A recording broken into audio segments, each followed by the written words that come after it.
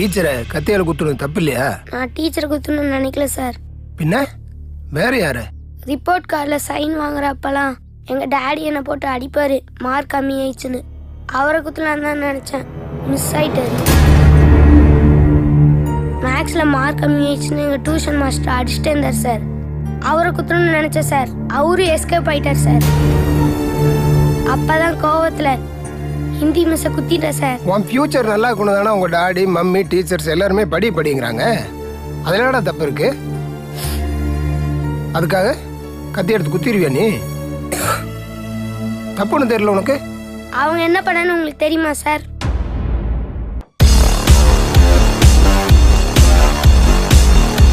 சயின்ஸில் நான் 100 மார்க் எடுத்தேன் சார். சயின்ஸ் மிஸ் என்ன பிரில்லியன்ட்னு சொன்னாங்க சார். மேக்ஸில் நான் 50 மார்க் எடுத்தேன் சார். ஆனால் அந்த மாஸ்டர் என்னை முட்டாள்னு சொல்கிறாரு. தமிழில் நான் 100 மார்க் எடுக்கிறேன் சார். அதனால தமிழ் ஐயா என்னை புத்திசாலின்னு சொல்கிறாரு சார். இங்கிலீஷில் 50 மார்க் எடுத்தேன் சார். ஆனால் அந்த மிஸ்ஸு என்னை இடியட்டுன்னு சொல்கிறாங்க சார். ஒரே ஸ்கூலில் 3 சார் வந்து என்னை புத்திசாலின்னு சொல்கிறாங்க சார். 3 மிஸ்ஸு வந்து முட்டாள்னு சொல்கிறாங்க சார். அப்போ நான் யார் சார், புத்திசாலியா முட்டாளா?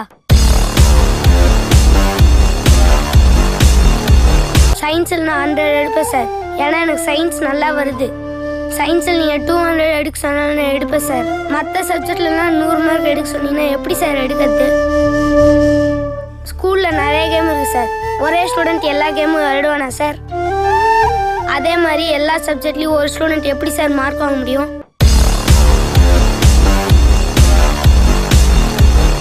இப்போதான் உன் பிரச்சனை என்னன்னு எனக்கே தெரியுது. ஆமாம், உன் மாஸ்டரால் இவ்வளவு பிரச்சனை இருக்க ஹெட் மாஸ்டர்கிட்ட சொல்ல வேண்டியதானே? அவரே பிரச்சனை சார். அவரால் உனக்கு என்னடா பிரச்சனை? எங்கள் ஸ்கூல் பேக் இருக்குல்ல சார், அந்த வெயிட்டை தூக்கி பார்த்துருக்கீங்களா? நான் தூக்குனதில்ல, என் பசங்க தூக்கிட்டு போவானுங்க. அதான் நான் பார்த்துருக்குறேன். பாவமா தாண்டா இருக்கும்.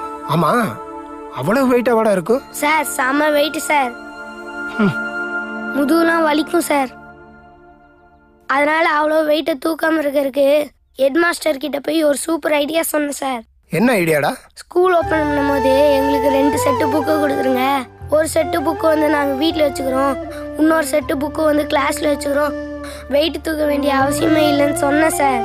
நல்ல ஐடியா தானே, இதை ஃபாலோ பண்ணலாமே. உங்களுக்கு தெரியுது சார் அது நல்ல ஐடியான்னு, ஆனால் அவருக்கு தெரியலையே சார். அட, எனக்கே அட்வைஸ் பண்ணுறியான்னு சொல்லி 2 நாள் முட்டி போடச்சார் சார். உனக்கு எந்த சாரையுமே பிடிக்காதா? ஒரு சாரை பிடிக்கும் சார். யாரா அது? ரமணன் சார். ரமணனா? அவர் எந்த சப்ஜெக்ட் எடுக்கிறாரு? அவர் வாத்தியார்ல சார்.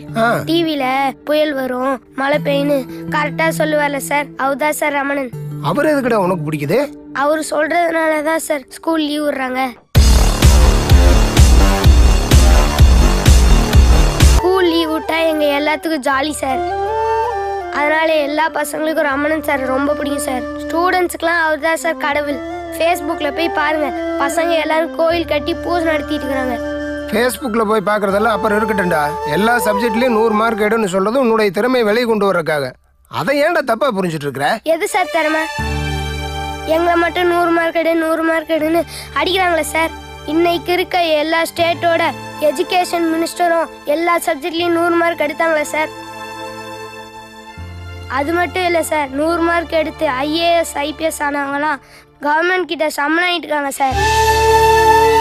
40 மார்க் 50 மார்க் எடுத்தவங்க ஃபெயில் ஆனவங்க இவங்கெல்லாம் அரசியல்வாதியாய் சம்பளம் கொடுத்துட்டு இருக்காங்க சார். எல்லா சப்ஜெக்ட்லையும் 100 மார்க் எடுக்கிறோன்னா புத்திசாலிங்கிற சிஸ்டத்தை தூக்கி போட்டு உடைக்க சொல்லுங்க சார். இந்த எஜுகேஷன் சிஸ்டம் இப்படியே இருந்துச்சுன்னா ஸ்டூடெண்ட்ஸோட லைஃப் ரொம்ப ரிஸ்க்கு சார்.